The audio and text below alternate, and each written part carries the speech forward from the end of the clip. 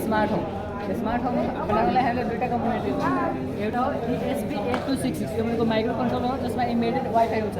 यो भनेको कनेक्टिभिटी हामीले इन्स्ट्रक्सन दिनु पऱ्यो भने यसले कन्ट्रोल गर्छ यसलाई। यो भनेको 4 च्यानल रिले हो जसले स्विचको काम गर्छ, अन अफ स्विच अन अफको काम गर्छ। अनि यसको कोडिङ हामी ल्यापटप या मोबाइलमा गर्नुपर्छ। अर्डिनो आइडी भनेर एउटा शब्द छ त्यसमा गर्नुपर्छ।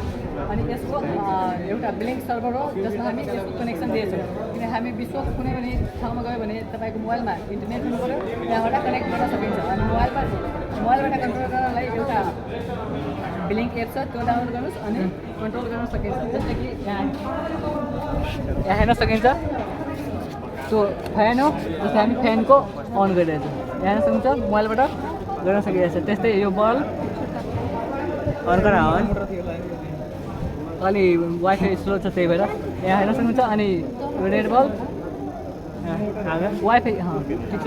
अनि यो हेर्न सक्नुहुन्छ झिलिमिल।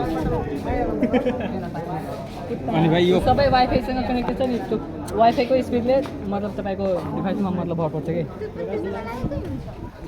ल यो 4 रिले छ, त्यो 4वटालाई मात्र गर्न सकिन्छ कि अरू पनि गर्न सकिन्छ? 4वटा डिभाइसले मात्र कन्ट्रोल गर्न सकिन्छ। 4वटा डिभाइसले मात्र कन्ट्रोल गर्न सकिन्छ। अनि अझ बढाउनु पऱ्यो भने बढाउनु पऱ्यो भने यसलाई मतलब 4 च्यानल पनि हाल्नु पऱ्यो। 6, 7 तपाईँको नेट अनुसार जति छ त्यो हाल्नु।